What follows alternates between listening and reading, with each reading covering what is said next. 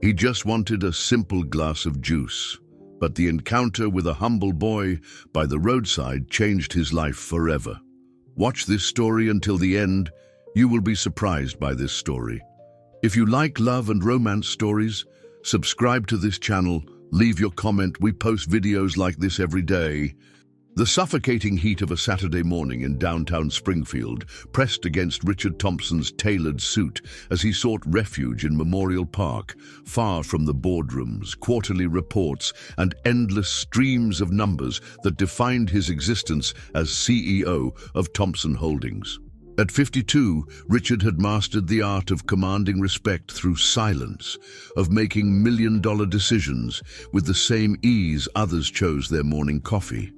Yet here he sat on a weathered park bench, desperately craving 15 minutes without demands, without the weight of other people's expectations crushing down on his shoulders. The park buzzed with the typical weekend energy of Middle America. Joggers traced familiar paths around the duck pond. Teenagers gathered near the old gazebo sharing secrets and stolen glances, while families spread blankets under the ancient oak trees that had witnessed decades of Springfield's quiet evolution. Richard loosened his tie slightly, allowing himself this rare moment of invisibility among ordinary people living ordinary lives.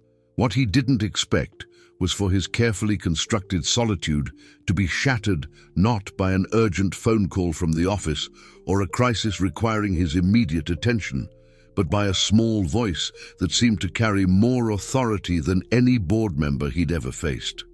"Excuse me, sir, can I pray for you?" Richard looked up to find a girl of perhaps 8 years old standing before him, her bare feet dusty from the park's walking paths, her simple yellow sundress showing signs of countless washings, but still radiating a cleanliness that spoke of careful tending. What struck him most wasn't her appearance, but the unwavering confidence in her voice, as if she possessed some ancient wisdom that transcended her young years. "I'm sorry. What did you say?" Richard found himself asking, though he'd heard her perfectly clearly. The question had caught him so off guard that his usual corporate composure faltered. "I asked if I could pray for you," Emily repeated, her bright blue eyes studying his face with an intensity that made him shift uncomfortably on the bench. "You look really sad." The simplicity of her observation hit him like a physical blow. Here was a child, a complete stranger who had seen through the expensive suit, the confident posture, the carefully maintained facade that had fooled colleagues, competitors, and even his own mirror for years. In one innocent statement, she had identified something he'd spent considerable energy denying even to himself. Richard Thompson, the man who had built a business empire through calculated risks and strategic mergers, who had sat across from senators and governors without flinching, found himself completely disarmed by 8-year-old Emily's gentle presumption. The vulnerability he'd buried beneath layers of achievement and accumulation suddenly felt exposed, raw, undeniably present. "I don't think that's necessary," he managed to say, though his voice lacked its usual authority. "I'm fine, really." Emily tilted her head, her expression suggesting she saw right through his polite deflection. "My grandma Martha always says that when people say they're fine real quick like that, it usually means they're not fine at all. She says the saddest people sometimes wear the nicest clothes." The observation was delivered without judgment, simply as a fact as natural as commenting on the weather. Richard felt something crack inside his chest, a hairline fracture in the armor he'd spent decades perfecting. This child's innocence was somehow seeing past every carefully constructed defense he'd built. "Your grandmother sounds very wise," he found himself saying, though he had no idea why he was engaging in this conversation at all. "Is she here with you?" "She's sitting over there by the fountain." Emily pointed to an elderly woman in a wheelchair, her grey hair neatly braided, watching their interaction with patient attention. "She comes here every Saturday because she says the sound of the water helps her remember when her legs used to work good. I come with her because I like to meet new people, and sometimes they need prayers." The matter-of-fact way Emily discussed her grandmother's condition without pity or embarrassment struck Richard as remarkably mature. Here was a child who clearly understood hardship, yet maintained an optimistic view of the world that he envied. "How do you know when someone needs prayers?" he heard himself ask, genuinely curious about her reasoning. Emily considered this seriously, as if the question deserved her full attention. "Sometimes people carry heavy things that don't have handles," she said finally. "You can see it in how they hold their shoulders, or how they forget to smile even when nice things happen. Grandma taught me to notice." Richard found himself studying his own reflection in the fountain's surface, noting for the first time how his shoulders did indeed carry tension, how his face had settled into expressions of concentration and concern that had become his default. When was the last time he'd smiled genuinely at something simple and beautiful? "And what makes you think I'm carrying something heavy?" he asked, though he suspected he already knew the answer. "Because you came to sit in a park wearing a suit that probably costs more than our rent," Emily said with startling directness. "And because you keep checking your phone, like you're waiting for something important, but when it buzzes, you look annoyed instead of happy. That means you want to be somewhere else, but you don't know where else to go." The accuracy of her assessment left Richard momentarily speechless. This child had observed and analyzed his behavior with a clarity that his highest-paid consultants would envy. She had seen through to something essential about his current state of mind that he'd barely acknowledged to himself. "You're remarkably perceptive for someone so young," he admitted, feeling oddly relieved to have been so accurately understood by a stranger. "Grandma says, when you spend a lot of time sitting still and watching people, you start to see things that busy people miss," Emily explained. "She can't walk around much anymore, so we do a lot of watching. It's like having a front-row seat to everyone's story." Richard glanced over at Martha, who raised her hand in a gentle wave when their eyes met. Even from a distance, he could see the same intelligent kindness in her eyes that Emily possessed, though tempered by years of experience that had clearly taught her much about human nature. "Would you like to meet her?" Emily asked, following his gaze. "She makes the best sweet tea in all of Springfield, and she always has stories to tell. Sometimes when people are carrying heavy things, it helps to sit with someone who understands about heavy things." There was something in the way Emily phrased the invitation that made it impossible to refuse. Not as charity or pity, but as a genuine offer of connection between people who recognize something in each other. Richard found himself nodding before he'd consciously made the decision. "I'd like that very much," he said, standing from the bench and straightening his jacket. As they walked toward Martha's spot by the fountain, Richard noticed how Emily moved with confidence through the park, greeting other regular visitors with warm familiarity, clearly beloved by this small community of Saturday morning park-goers. "Grandma, this is the man I told you about," Emily announced as they approached. "The one who looks like he needs some sweet tea, and maybe a story or two." Martha's weathered hands reached out to shake Richard's with surprising strength. "Martha Williams," she said warmly. "And you must be someone pretty special if Emily decided you were worth interrupting her Saturday morning people watching for." "Richard Thompson," he replied, finding himself genuinely smiling for the first time in weeks. "Though I'm not sure how special I am. Your granddaughter seems to think I need prayer." "Emily has a gift for seeing what people need," Martha said with obvious pride. "Been that way since she was tiny. Has a way of showing up exactly when folks are ready to receive what she's offering." As Richard settled onto the grass beside Martha's wheelchair, Emily pulling out a small notebook from her dress pocket and beginning to sketch the fountain spray in careful detail, he realized that something fundamental had shifted in his carefully ordered world. This chance encounter was becoming something more significant than a brief distraction from his Saturday morning routine. The conversation that followed surprised Richard in ways he couldn't have anticipated. Martha spoke with the wisdom of someone who had witnessed decades of human struggle and triumph, her stories weaving together threads of resilience and hope that had sustained her through her husband's long illness, her daughter's early passing, and her own gradual loss of mobility. Emily listened with rapt attention to stories she'd clearly heard many times before, occasionally adding details or asking questions that showed her deep engagement with her grandmother's experiences. "You know, Mr. Thompson," Martha said after sharing a particularly moving story about how their neighborhood had rallied around them during her darkest period, "Emily tells me you have that look of someone who's forgotten how to receive kindness. That's a dangerous place to be." "I'm not sure I understand," Richard replied, though something in her tone suggested she was about to illuminate something important. "When you spend all your time being the one who solves problems, who makes decisions, who carries responsibility for others, you forget how to let others carry something for you," Martha explained. "Eventually, you become so heavy with everyone else's burdens that you forget your own weight."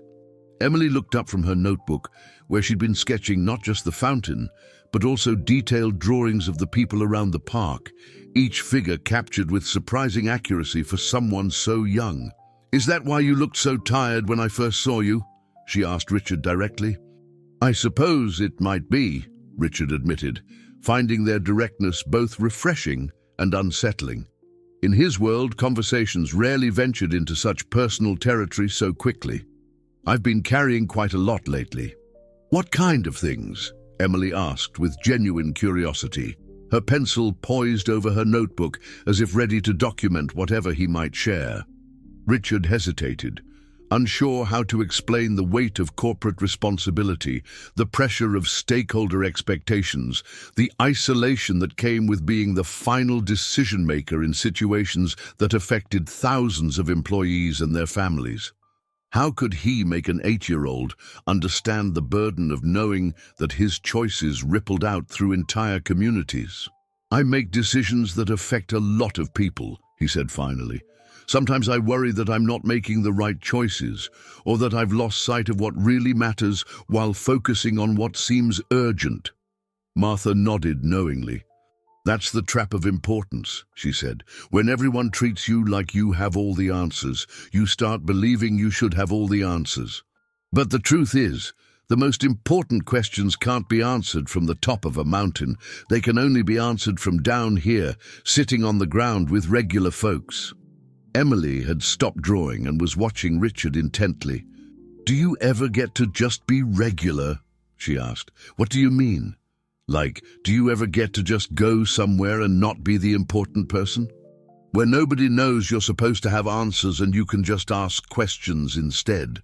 The simplicity of her question hit Richard with unexpected force. When was the last time he'd been able to be genuinely curious about something without the pressure of needing to form an opinion or make a strategic assessment? When had he last entered a space as a learner rather than a leader? "Not very often," he admitted. "That sounds really lonely," Emily said with such sincere empathy that Richard felt his throat tighten unexpectedly. As the morning wore on, Richard found himself sharing stories he hadn't told anyone in years. About growing up in a working-class family in Springfield, his father's small construction business, the scholarship that had taken him away to college, and, eventually, far from his roots. Martha and Emily listened without judgment, asking thoughtful questions that helped him rediscover aspects of his own story he'd forgotten in the rush towards success. "You know," Martha said as the sun climbed higher and the park began to fill with more families, "Emily and I were just talking this morning about how much this place has changed since I was young. Used to be, everyone knew everyone's story. People looked out for each other not because they had to, but because they wanted to. Now it seems like everyone's too busy or too worried about their own problems to notice when someone else needs help," Emily added, closing her notebook and tucking her pencil behind her ear. "Grandma says that's how people get lost." "Lost?" Richard asked. "Like they're still here, still walking around and going to work and doing all their normal things, but they can't remember what makes them happy anymore," Emily explained, with the matter-of-fact tone she used for all her observations. Or they can't remember what they used to dream about before they got so busy being grown up. Richard felt a chill of recognition. How long had it been since he'd thought about his dreams rather than his obligations? When had his goals shifted from things he wanted to achieve to problems he needed to solve? "Emily has a gift for seeing through to what matters," Martha said proudly. "Sometimes I think she understands people better than they understand themselves." "I just pay attention," Emily said modestly. "Most people don't really look at each other anymore. They look at their phones, or at their problems, or at things they want to buy. But if you actually look at people's faces, you can see so much." As if to demonstrate, she opened her notebook again and showed Richard her drawings from the morning. Each sketch captured not just physical features, but emotional states. A jogger whose determined expression couldn't hide deep sadness. A couple on a nearby bench whose body language revealed the distance between them despite sitting close together. Children playing with an abandon that made the watching adults smile with both joy and wistfulness. "These are remarkable," Richard said, genuinely amazed by her perceptive artistry. "You've captured something essential about each person." "Grandma taught me that everyone has a story written on their face if you know how to read it," Emily said. "Some people write happy stories, some people write worried stories, and some people write stories they wish they could change but don't know how." "What kind of story do you think I write on my face?" Richard asked, curious about her assessment. Emily studied him carefully, her young face serious with concentration. "I think you write a story about someone who used to know exactly what he wanted, but now can't remember what it was," she said finally. "Like you're really good at getting places, but you forgot where you were trying to go." The accuracy of her observation left Richard speechless. This child had identified something profound about his current state of being that he'd been struggling to name for himself. He had become extraordinarily skilled at achieving objectives while losing sight of his deeper purposes. "That's remarkably insightful," he managed to say. "It's not bad or anything," Emily added quickly, apparently sensing that her observation might have stung. "Lots of people get like that. Grandma says the good news is that once you remember you're lost, you can start looking for the right direction again." Richard glanced at his watch and realized they'd been talking for nearly 2 hours. His phone had buzzed periodically with messages and calls, but for the first time in years, he'd ignored them completely. Too engaged in genuine human connection to be distracted by the demands of his professional life. "I should probably get going," he said reluctantly, though he found himself genuinely sorry to end their conversation. "Before you do," Martha said, reaching into a small bag beside her wheelchair, "Emily and I were wondering if you might be interested in joining us for lunch. Nothing fancy, just some sandwiches and that sweet tea I mentioned. We live just a few blocks from here, and Emily's been excited about showing someone her garden." "You have a garden?" Richard asked Emily, who nodded enthusiastically. "It's not very big," she said, "but I grow vegetables for some of the older people in our neighborhood who can't get to the grocery store easily. And I have a special section where I grow flowers just because they're pretty and they make people smile." There was something about the invitation that felt like a doorway to a different kind of Saturday afternoon than Richard had experienced in years. Instead of returning to his empty penthouse apartment to review reports and prepare for Monday's meetings, he could spend time with people who seemed genuinely interested in him as a person rather than as a business leader. "I'd like that very much," he heard himself saying, surprising himself with the decision. As they made their way slowly out of the park, Martha's wheelchair navigating the paths, with Emily walking beside her and Richard carrying the small cooler they'd brought, Richard realized that something fundamental was shifting in his understanding of what constituted a meaningful way to spend time. The walk to Emily and Martha's home took them through neighborhoods Richard had driven past countless times, but never truly seen. What had been mere backdrops to his commute between his penthouse and the corporate office now revealed themselves as living communities with their own rhythms, challenges, and quiet dignities.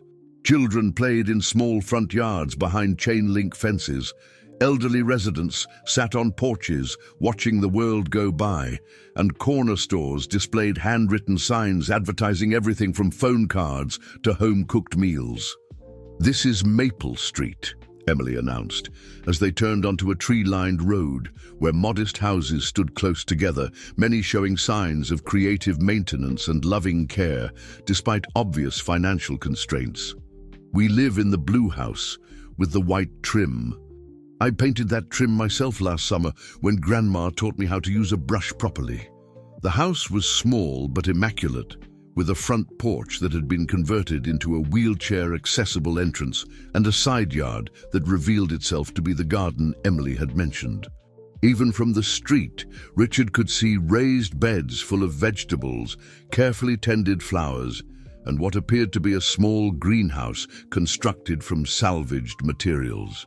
"Emily built most of that garden herself," Martha said with obvious pride as they approached. "Started when she was 6, after she noticed that Mrs. Henderson next door was eating nothing but canned soup because she couldn't get to the grocery store regularly. Emily decided that wasn't acceptable." "You were 6 when you started this?"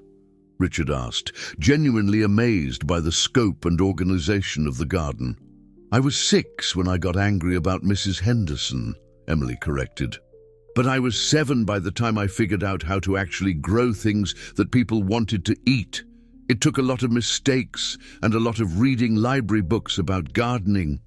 As they settled on the back porch with glasses of Martha's promised sweet tea, Richard found himself looking at the neighborhood from a completely different perspective. What he'd previously perceived as an area in decline now revealed itself as a community where people knew each other's names, looked out for each other's welfare, and created beauty and connection despite limited resources. "Tell me about Mrs. Henderson," Richard said, genuinely curious about the story behind Emily's gardening project. "She's 84, and her son moved to California after her husband passed," Emily explained, settling into a small chair with her notebook, which she seemed to carry everywhere. "She has arthritis really bad, so walking to the store is hard for her, and she doesn't drive anymore. I noticed she was getting really thin, and when I asked her about it, she said she just ate whatever was easy. So Emily appointed herself Mrs. Henderson's personal grocery service," Martha added with a chuckle. "Started with just bringing her tomatoes and lettuce from our little garden, but then she realized there were other folks in the neighborhood with similar challenges." "How many people do you help now?" Richard asked. Emily consulted her notebook, flipping through pages filled with neat lists, sketches, and what appeared to be a detailed tracking system. 12 regular people," she said after checking her records. "Mrs. Henderson, Mr. Garcia, who's in a wheelchair like Grandma, the Johnson family where the mum works 2 jobs and doesn't have time to cook much, and several other people who just need a little help sometimes." Richard studied the notebook over Emily's shoulder and was struck by the sophisticated level of organization she'd brought to her informal community service project. She tracked what each person needed, what they liked to eat when they preferred deliveries, and even noted their favorite flowers for the small bouquets she included with each vegetable delivery. "This is remarkably well organized," he commented. "You've essentially created a small-scale food distribution network." "I just don't want anyone to be hungry or lonely," Emily said simply. "And I noticed that when I bring people food, they usually want to talk for a while. Sometimes people need the talking more than they need the vegetables."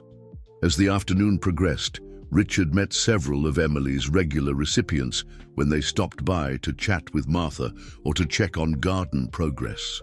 Each interaction revealed the depth of connection Emily had built throughout the neighborhood and the genuine affection people felt for her and Martha.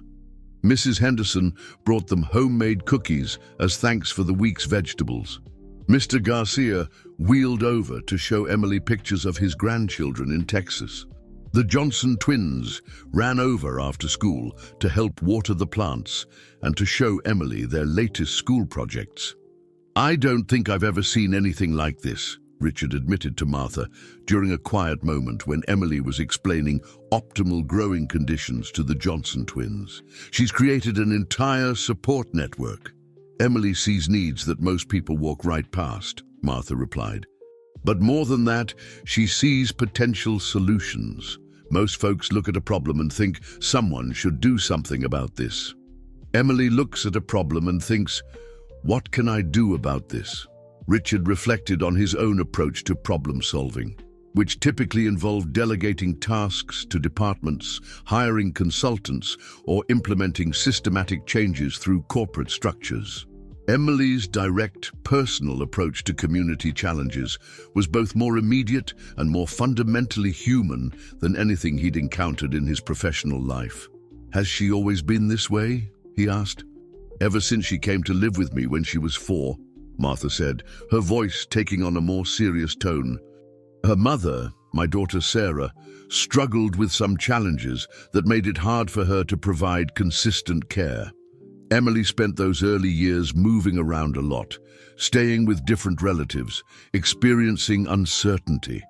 I think that's part of what makes her so sensitive to other people's needs. She remembers what it feels like to not know if someone's going to take care of you." The information added new depth to Richard's understanding of Emily's remarkable empathy and organizational skills. She wasn't just naturally caring. She was someone who had experienced vulnerability and had chosen to respond by ensuring others didn't have to face similar struggles alone. "Where is her mother now?" Richard asked gently. "Sarah's been in a treatment facility in Chicago for the past 2 years," Martha replied. "She's doing better, making real progress. We talk every week, and she's hoping to be able to visit for Christmas this year.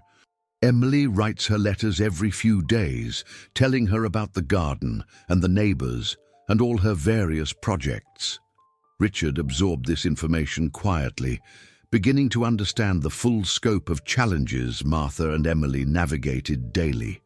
Martha's disability benefits and small social security payments supported both of them, while Emily had taken on responsibility for contributing to their household and community in ways that far exceeded what might be expected of any 8-year-old. "How do you manage financially?" he asked, hoping the question wasn't too intrusive. "We get by," Martha said with dignity. "Emily's garden helps us eat well, and the neighbors are generous about sharing what they have. Mr. Garcia fixes things around the house in exchange for vegetables. Mrs. Henderson pays Emily a little bit for her weekly deliveries. The community takes care of itself when people pay attention to each other's needs." Richard found himself thinking about the stark contrast between this neighborhood's economy of mutual support and care and his own world of competitive individual achievement. Here, people created abundance through cooperation and sharing. In his corporate environment, abundance was created through strategic advantage and market dominance. "Emily," he called out to where she was still explaining plant biology to her young neighbors, "can you show me more of how your garden system works?" For the next hour, Emily walked Richard through her operation with the enthusiasm of someone sharing a beloved project. She explained her composting system, her seed-saving techniques, her crop rotation schedule, and her method for determining what each household needed most. Her approach combined practical agricultural knowledge with sophisticated understanding of human psychology and community dynamics. "The thing is," Emily explained as they stood among the tomato plants, "when people feel like they're part of something bigger than just their own problems, they start feeling hopeful again. Mrs. Henderson doesn't just receive vegetables from me. She teaches me how to preserve them, and she tells me stories about what her own garden used to look like. Everyone gets to be both a helper and someone who receives help." Richard realized that Emily had intuited and implemented principles of community development that he'd seen corporations spend millions of dollars trying to understand and apply. She had created sustainable systems, built lasting relationships, and generated measurable positive outcomes through nothing more than attention, care, and consistent effort. As evening approached and he prepared to leave, Richard felt fundamentally changed by the day's experiences. The problems Emily was addressing weren't unique to this neighborhood. Similar needs existed throughout Springfield, throughout the state, throughout the country. But most people, himself included, had become accustomed to thinking of such challenges as someone else's responsibility. "Thank you for today," he said to both Martha and Emily as they stood on the front porch. "You've given me a lot to think about." "Come back any time," Emily said, pressing a small bouquet of flowers from her garden into his hands. "And if you ever want to help with deliveries, I could use someone with a car. Some of my people live pretty far for me to walk to." The casual invitation carried weight that Richard suspected Emily hadn't intended.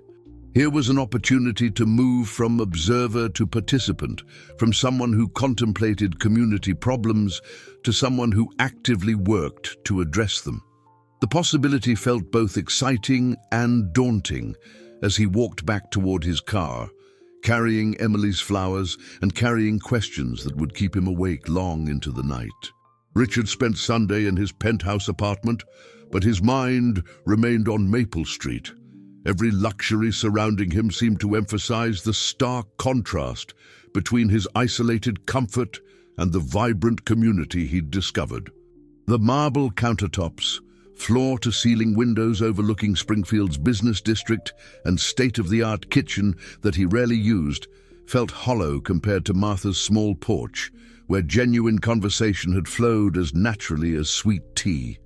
By Monday evening, he found himself driving through Emily's neighborhood, supposedly on his way home from the office, but actually hoping to catch a glimpse of her tending the garden. When he spotted her small figure moving among the plants with a watering can that seemed almost too large for her to handle, he pulled over and rolled down his window.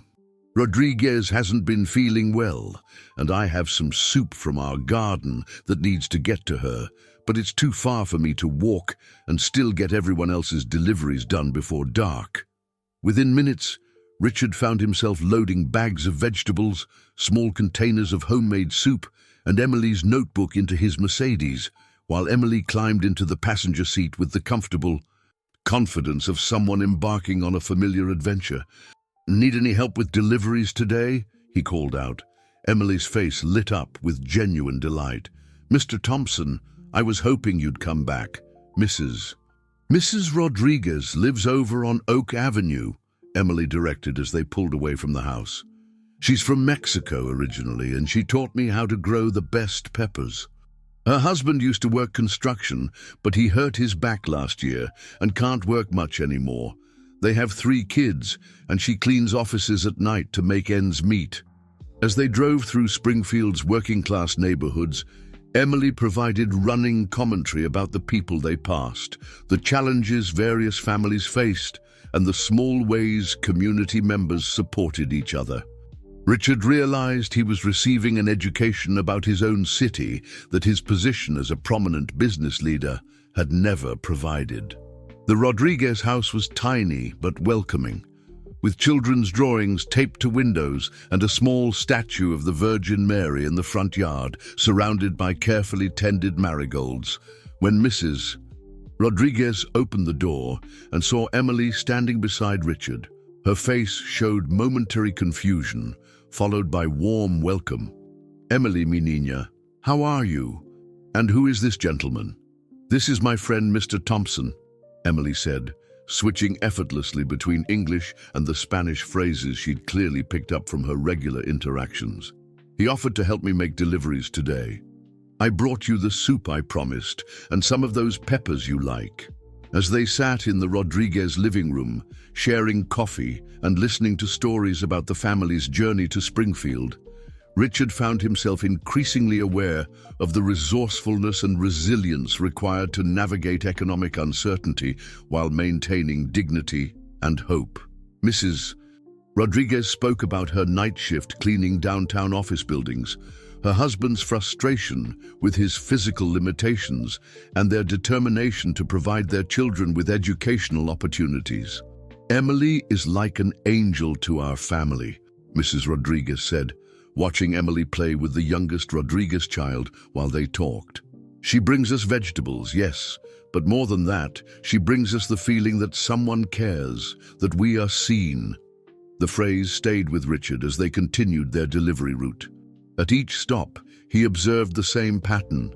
Emily provided practical assistance, but her greater gift was the attention and recognition she offered to people who often felt invisible to the broader community. She remembered details about their lives, asked about their concerns, celebrated their small victories. "How did you learn to do this?" Richard asked as they drove between stops. "I mean, how did you know that people needed this kind of support?" Emily considered the question seriously. "I think it started when I realized that being poor doesn't mean being stupid or lazy like some people think," she said. "The people in our neighborhood work really hard, but sometimes they're working so hard just to get by that they don't have time or energy left over to ask for help when they need it." "And you noticed that?" "I noticed that Grandma and I needed help sometimes, but we felt embarrassed to ask for it. Then I realized that if we felt that way, probably other people did too. So I started offering help instead of waiting for people to ask for it." Richard was struck by the sophisticated understanding of human psychology Emily had developed. She had identified shame as a barrier to people receiving assistance and had developed strategies to circumvent that barrier while preserving dignity. Over the following weeks, Richard found himself regularly joining Emily's delivery routes, learning about Springfield's hidden communities and the informal networks that sustained them. He began to understand how many families were just one emergency away from serious hardship, how many elderly residents lived in isolation, how many children navigated adult responsibilities because their parents were overwhelmed by survival needs. One evening, as they finished deliveries and sat in Emily's garden, sharing dinner with Martha, Richard broached an idea that had been forming in his mind. "What if we could expand this?" he asked. "What if there were a place where families could come for support, where children could be safe after school, where people could access resources and connect with each other?" Emily looked up from her notebook, where she'd been sketching the sunset over the garden. "Like a community center?" "Something like that," Richard said, "but specifically focused on making sure children have what they need to be safe and successful. A place where kids could come for meals, homework help, and just to be around caring adults." Martha set down her sweet tea and studied Richard's face carefully. "That sounds like a wonderful dream," she said, "but dreams like that take more than good intentions. They take money, space, permits, staff. They take fighting through red tape and convincing people who control resources that children in neighborhoods like this deserve investment." "What if those weren't obstacles?" Richard asked. "What if someone could provide the funding and navigate the bureaucracy?" "Are you talking about you?" Emily asked directly. Richard nodded slowly. "I've been thinking about it. Thompson Holdings owns several properties that aren't currently being used. We have resources. I have connections. What we don't have is the kind of understanding you've developed about what people actually need." Emily closed her notebook and looked at him with the same serious expression she'd worn when she first asked to pray for him in the park. "It would have to be done right," she said. "It couldn't be something where rich people feel good about helping poor people and then go home to their big houses and forget about us. It would have to be something where everyone involved gets to be a real person, not just someone's charity project." "What would doing it right look like?" Richard asked, recognizing that Emily's conditions would be more important than any business plan he might develop.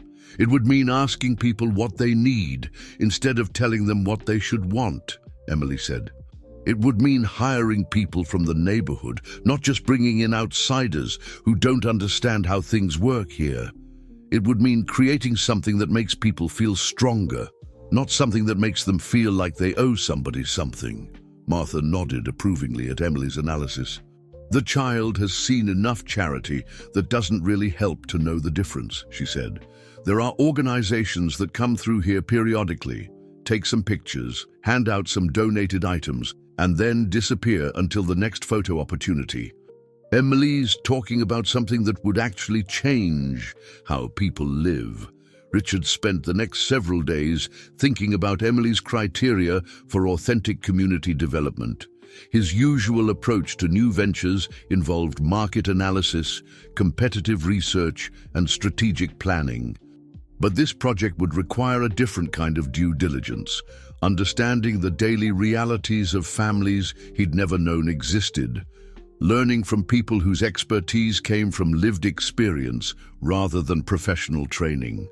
The more he considered it, the more convinced he became that this was work worth doing. Not as charity, but as justice. Not as a tax write-off, but as a fundamental realignment of his own purpose and priorities. When he returned to Emily's house the following Saturday, he brought architectural plans, zoning maps, and a proposal that had kept him awake for 3 consecutive nights. "I think I know how we can do this right," he announced to Emily and Martha as they gathered on the familiar back porch. "But I'm going to need both of you as full partners, not just advisors." Emily looked up from the flowers she was arranging for that day's deliveries. "What does that mean exactly?" "It means nothing moves forward without your approval," Richard said. "It means you help design every aspect of how this place operates. It means your names are on the incorporation papers alongside mine, and your voices carry equal weight in every decision." Martha raised her eyebrows.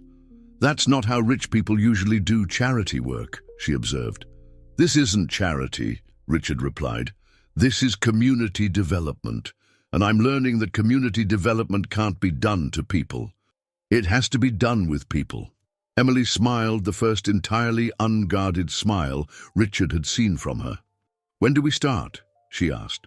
The abandoned warehouse on the edge of Springfield's east side had been empty for 3 years, a victim of changing manufacturing trends and economic shifts that had affected many Midwest communities. Richard had purchased the building through Thompson Holdings as part of a larger real estate portfolio, with vague intentions of eventual development. Now, standing inside the cavernous space with Emily and Martha, he saw it with completely different eyes. "It's perfect," Emily announced, her voice echoing in the vast emptiness as she walked the perimeter, her notebook out and her mind clearly racing with possibilities. "Look at all this space for different activities. We could have a kitchen here, play areas there, quiet spaces for homework, maybe even room for people to grow things indoors during winter." Martha navigated her wheelchair carefully over the uneven floor, but her expression was equally enthusiastic. "The bones are good," she agreed. "And the location is right between several neighborhoods where families could actually walk here if they needed to." Over the following month, Richard experienced a kind of energy and purpose he hadn't felt since his early entrepreneurial days. But instead of building a business designed to generate profit, he was creating something designed to generate community strength and individual resilience. Emily proved to be an intuitive project manager, organizing neighborhood meetings where families could share input about what services would be most valuable. Martha used her decades of community connections to identify potential staff members and volunteers. The vision that emerged was more comprehensive than Richard had initially imagined. Beyond after-school care and meal programs, community members requested job training workshops, adult education classes, childcare during evening hours when parents worked second shifts, and emergency assistance for families facing temporary crises. Emily insisted on including space for community meetings, cultural celebrations, and what she called happiness activities. Art classes, music lessons, and other programs focused purely on joy rather than necessity. People need beauty and celebration just as much as they need food and shelter, Emily explained to Richard as they reviewed architectural plans with the contractor. When you're worried about paying rent all the time, you can forget that you deserve to have fun and learn new things and be creative. Richard found himself learning constantly from Emily's insights into human motivation and community psychology. Her suggestions improved every aspect of the project's design, from traffic flow to programming to staffing structures. More importantly, her presence in planning meetings ensured that community voices remained central to all decision-making. The project attracted positive attention from local media, city council members, and other community organizations. Richard was invited to speak at Rotary Club meetings and Chamber of Commerce events about innovative approaches to community development. Emily, despite her young age, became a sought-after voice at conferences and panels about youth leadership and grassroots organizing. But the project's growing visibility also attracted attention from less supportive quarters. The first signs of opposition came in the form of zoning challenges. Despite the fact that community centers were permitted uses in the warehouse's location, suddenly there were questions about parking requirements, safety compliance, and traffic impact that hadn't been issues for previous developments in the area. Richard's usual attorney assured him these were routine bureaucratic hurdles that could be resolved with time and patience. Then came the anonymous complaints to city inspectors about construction violations that turned out to be non-existent, requiring expensive re-inspections and project delays. When Richard investigated the source of these complaints, he discovered they originated from a legal firm that represented several property development companies, including some that had been interested in the warehouse site for different types of projects. "Someone doesn't want us to succeed," Emily observed one afternoon when they arrived at the construction site to find that vandals had broken windows and spray-painted hostile messages on the exterior walls. "But I don't understand why anyone would be against helping children." Martha, surveying the damage with a grim expression, had a different perspective. "It's not about helping children," she said. "It's about power and money. There are people who profit when neighborhoods stay struggling, when families stay isolated, when children don't have alternatives." Richard had been having similar thoughts, though he'd hesitated to voice them without concrete evidence. His investigation into the legal challenges and permit delays had revealed connections between the opposing firms and various property development interests throughout Springfield. What had initially appeared to be routine bureaucratic obstacles were beginning to look like coordinated resistance. "What kind of people profit from struggling neighborhoods?" Emily asked, genuinely puzzled by the concept. "Landlords who can charge high rent for poor quality housing because people don't have other options," Martha explained patiently. "Companies that pay low wages because people are desperate for any job. Politicians who get elected by promising to fix problems they don't actually want to solve. And developers who want to buy up property in this area cheap and build expensive housing that pushes current residents out," Richard added, remembering conversations he'd overheard in business circles about the investment potential of Springfield's East Side. Emily absorbed this information with the same serious attention she gave to all new learning. "So they see our community center as bad for their business? They see organized, empowered communities as threats to their business model," Richard confirmed. "When people have support systems and alternatives, they become harder to exploit." The realization was both enlightening and sobering. Richard had entered this project thinking about community development as a humanitarian effort, but he was beginning to understand that it was also inherently political and economic. Creating opportunities for people to strengthen their circumstances necessarily challenged systems that depended on maintaining those people in weakened circumstances. Despite the opposition, construction continued. Richard hired additional security for the site and worked with sympathetic city council members to streamline the remaining permit processes. Emily organized community volunteer days where neighbors came to help with painting, landscaping, and interior setup. Martha coordinated with local businesses to donate supplies and equipment. The community support was overwhelming. Families brought lunches for construction workers. Local artists created murals celebrating the diversity and strength of Springfield's East Side communities. High school students volunteered to help with setup and offered to serve as mentors for younger children when the center opened. "Look at this," Emily said one evening as they stood outside the nearly completed building, watching families and volunteers work together on final preparations. All these people came together because they believe in something good. How can anyone think that's a threat? Richard watched a group of teenagers teaching younger children how to plant flowers in the center's new garden beds, while their parents organized donated books in what would become the center's library. The scene represented everything he'd hoped to achieve: people of different ages, backgrounds, and circumstances working together to create something that would benefit everyone. But even as he felt pride in what they'd accomplished, Richard remained aware of the continuing resistance. Anonymous phone calls to his office warned him against stirring up trouble in neighborhoods where he didn't belong. The city inspector found increasingly creative interpretations of safety codes that required expensive modifications to plans that had already been approved.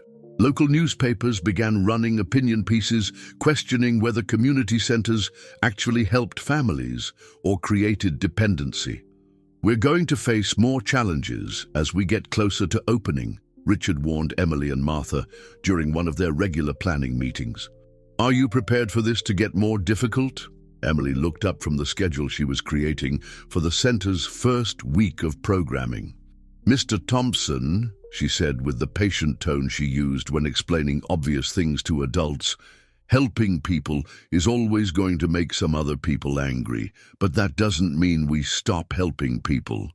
That means we help people even more, because now we know how much they need it."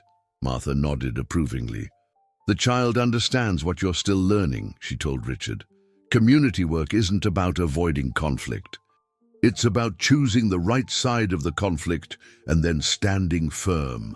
As they finalized preparations for the center's grand opening, scheduled for the following Saturday, Richard reflected on how much he'd changed since that morning in Memorial Park, when Emily had first asked to pray for him. He'd discovered purpose beyond profit, community beyond competition, and strength he hadn't known he possessed. Whatever challenges lay ahead, he was ready to face them with partners whose wisdom and courage had already transformed his understanding of what it meant to build something worth building. The center would open in 1 week, and Richard suspected that would be when they'd discover just how committed their opposition really was to stopping what they'd created. 3 days before the center's scheduled grand opening, Richard received an unexpected visitor at his office. James Morrison, a private investigator he'd never met, arrived with a manila envelope and a grave expression that immediately put Richard on edge. "Mr. Thompson, I believe you're in danger of becoming involved in something much more complicated than you realize," Morrison said as he settled into the chair across from Richard's desk. "I represent certain interests in this city who are concerned about your community center project."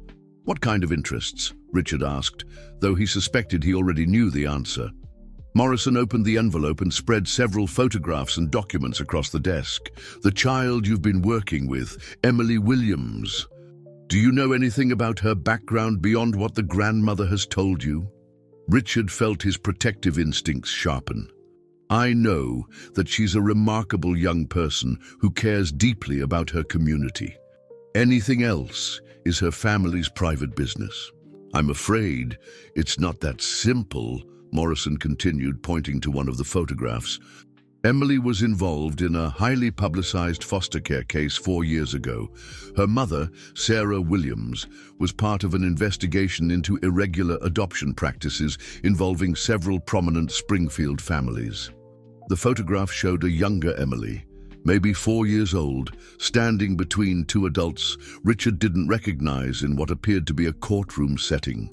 Her face held the same serious expression he'd come to know, but there was a wariness in her eyes that spoke of experiences no child should endure. Sarah Williams was working as a housekeeper for the Pemberton family when she discovered documents related to a network of private adoptions that weren't properly regulated, Morrison explained. Children were being moved between families based on payments rather than the children's best interests. Some of these adoptions involved families connected to major property development and construction contracts in Springfield.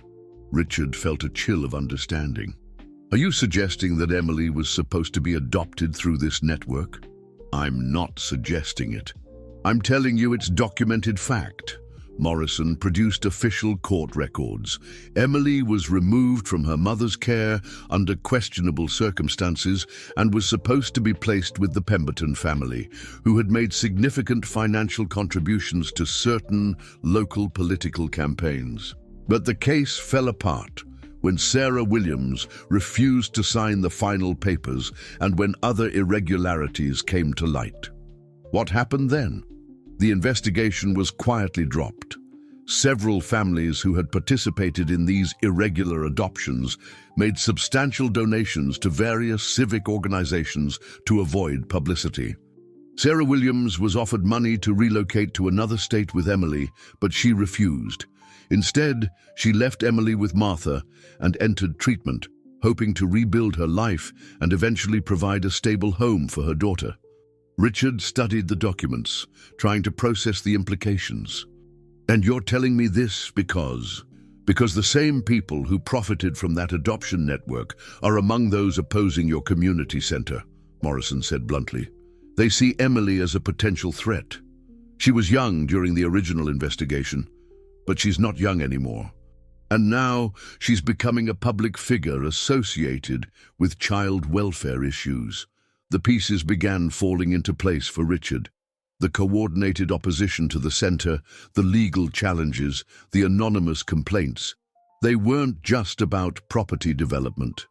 They were about preventing Emily from gaining a platform that might eventually lead to questions about her own past and the systems that had failed her.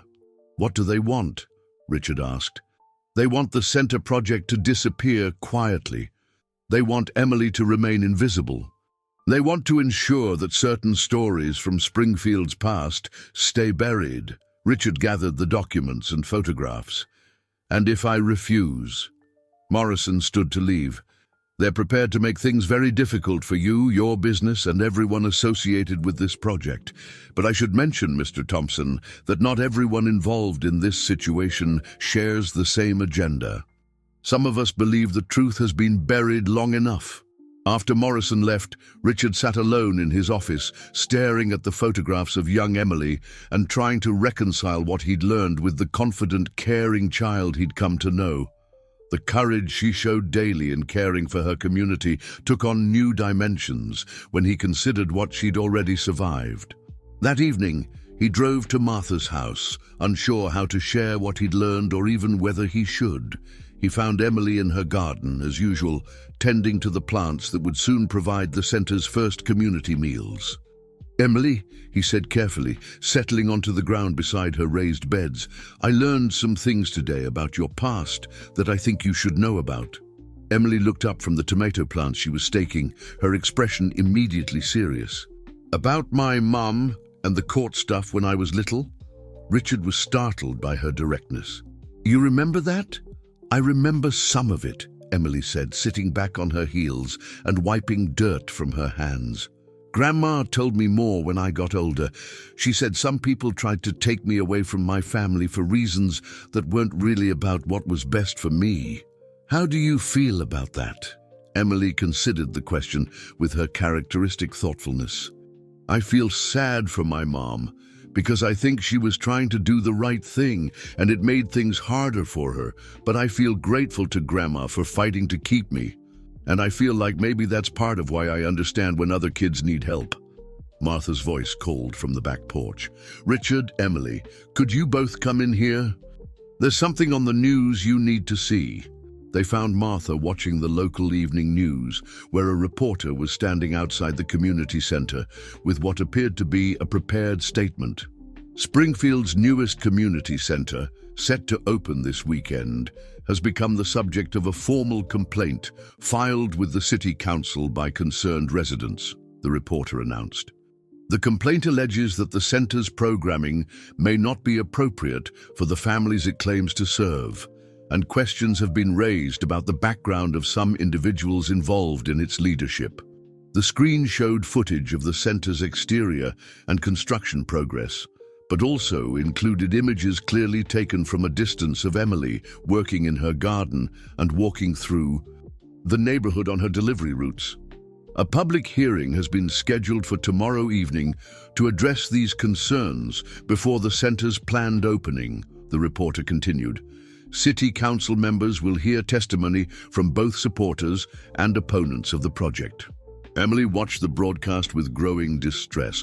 "They're trying to stop us," she said quietly. "They're trying to make people think we're doing something wrong." Richard felt anger building in his chest, but Martha's calm voice interrupted his thoughts. "No," she said firmly. "They're giving us exactly what we need." "What do you mean?" Richard asked. "They're forcing this conversation to happen in public, where everyone can hear the truth instead of just the rumors and lies," Martha explained. "Tomorrow night, Emily and all of us will have the chance to tell the real story, to talk about what this center actually does and why certain people don't want it to exist." Emily looked up from her notebook, where she'd been writing rapidly while they talked. "Grandma's right," she said. "If we have to tell the story anyway, we might as well tell it right." "Are you prepared for that?" Richard asked her. "It might mean talking about your past, about things that were difficult." "Mr. Thompson," Emily said with a small smile, "I've been getting ready to tell this story my whole life. I just didn't know it until now." The next 24 hours passed in a blur of preparation. Richard coordinated with sympathetic community leaders and local organizations to ensure strong representation at the hearing. Martha used her neighborhood networks to spread word about the meeting and its importance. Emily spent hours with her notebook, organizing her thoughts and preparing to speak publicly about experiences she'd mostly kept private. As they gathered outside Springfield City Hall on Wednesday evening, Richard was amazed by the turnout. Hundreds of community members had come to support the center, many carrying homemade signs, and many more carrying stories about how Emily's neighborhood work had affected their families. Mrs. Rodriguez was there with her children. Mr. Garcia had wheeled himself the considerable distance from Maple Street. Dozens of other families Richard had met during delivery routes filled the sidewalk. "Look at all these people," Emily said softly as they approached the building. "They all came because they believe in something good."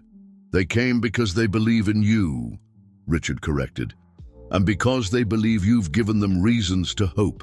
Inside the packed auditorium, Richard realized that whatever happened in the next few hours would determine not just the fate of their community center, but the direction of Emily's life and the future of community organizing in Springfield.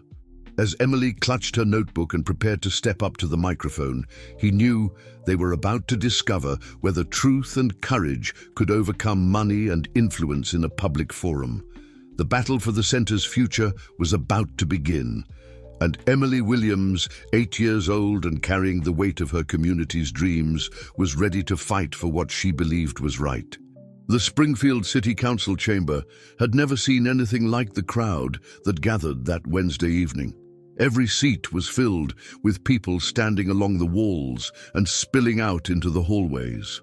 Richard had attended many municipal meetings in his role as a business leader, but those had been sterile affairs focused on zoning changes and tax incentives. Tonight felt electric with human emotion and community investment. Council Chairman David Bradley called the meeting to order with visible nervousness, clearly unprepared for the level of public interest. We are here tonight to consider concerns that have been raised about the proposed Eastside Community Center. Attorney Margaret Pemberton, representing what she called concerned citizens, delivered a polished presentation questioning the center's oversight, its financial backing, and what she described as the appropriateness of involving minor children in adult advocacy roles. Her words were carefully chosen, legally precise, but Richard could hear the underlying message.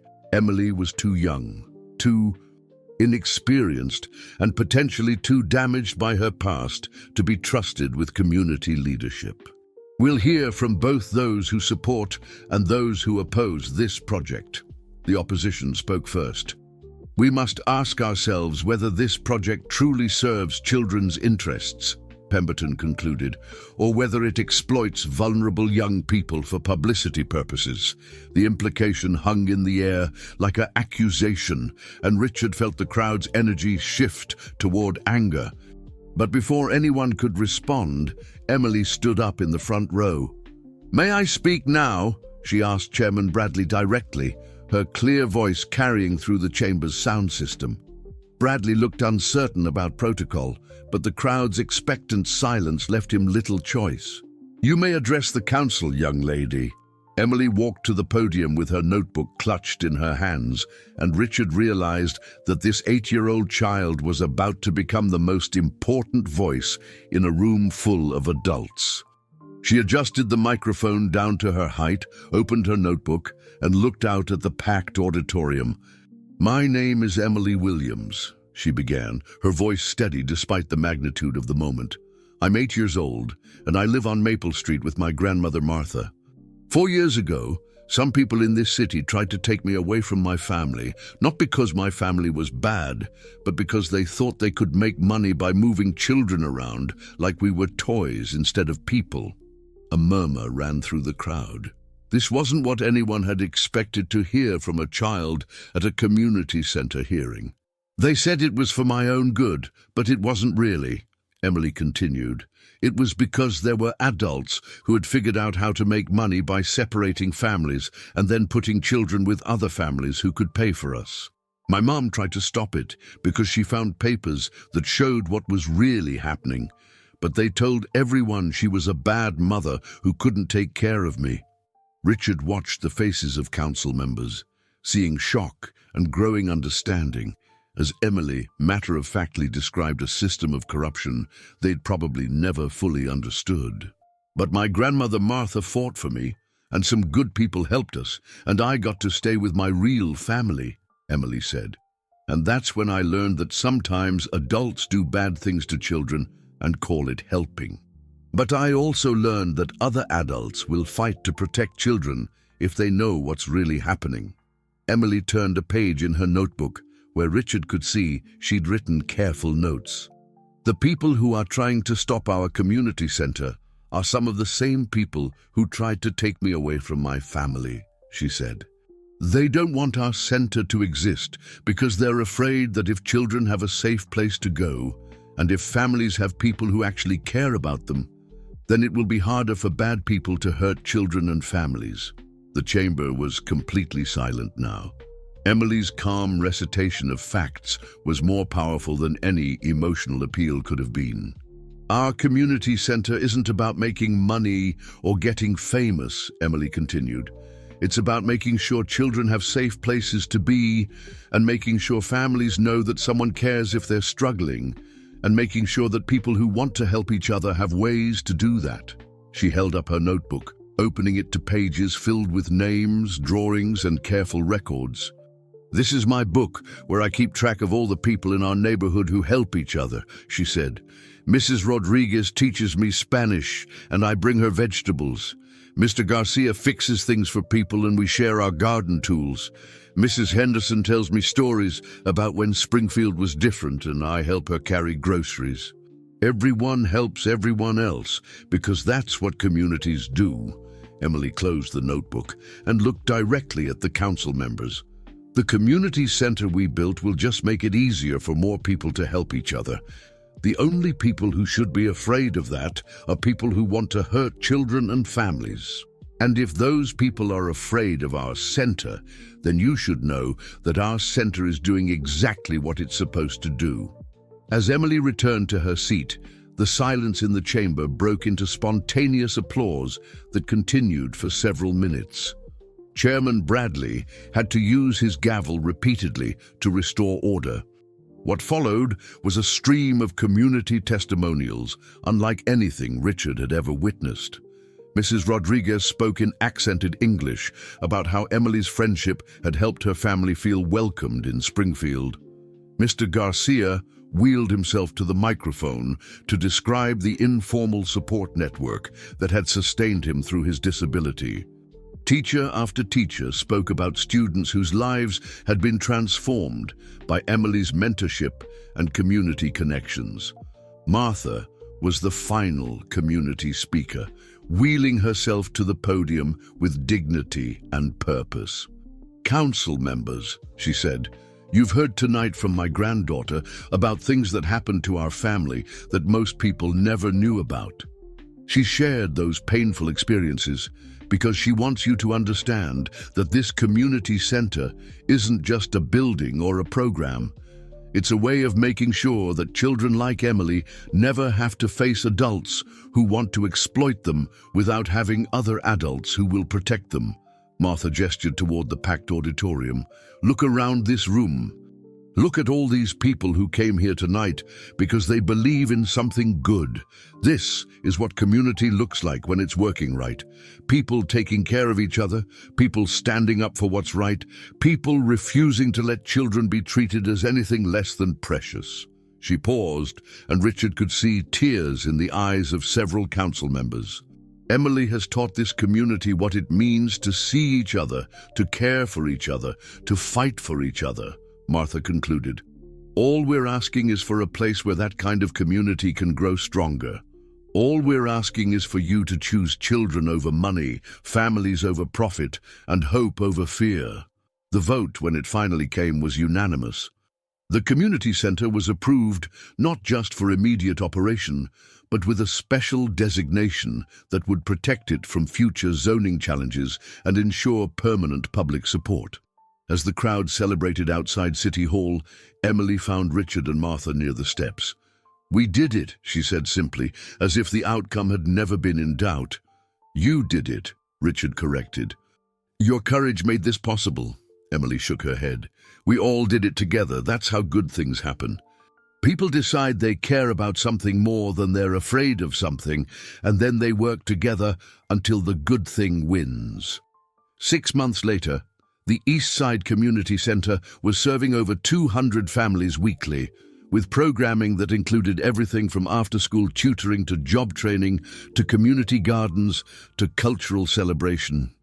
Emily, now 9, continued to play a central role in its operations while also maintaining her neighborhood delivery routes and her careful notebook full of community connections.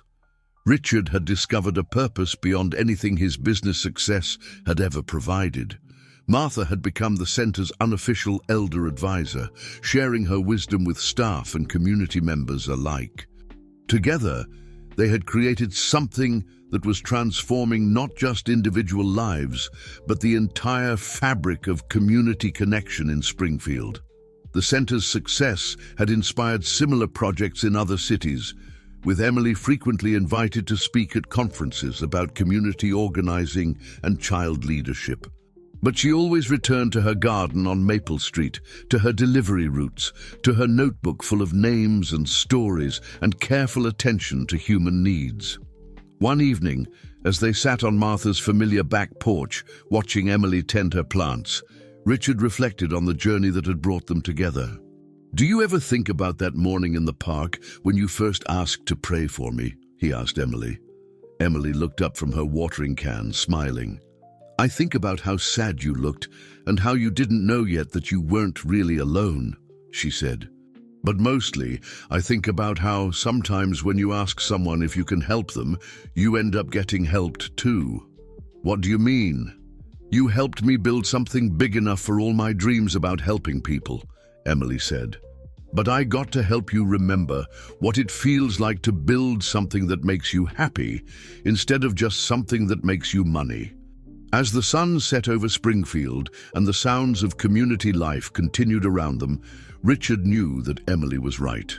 They had all helped each other in ways that had changed everything about how they understood family, community, and purpose.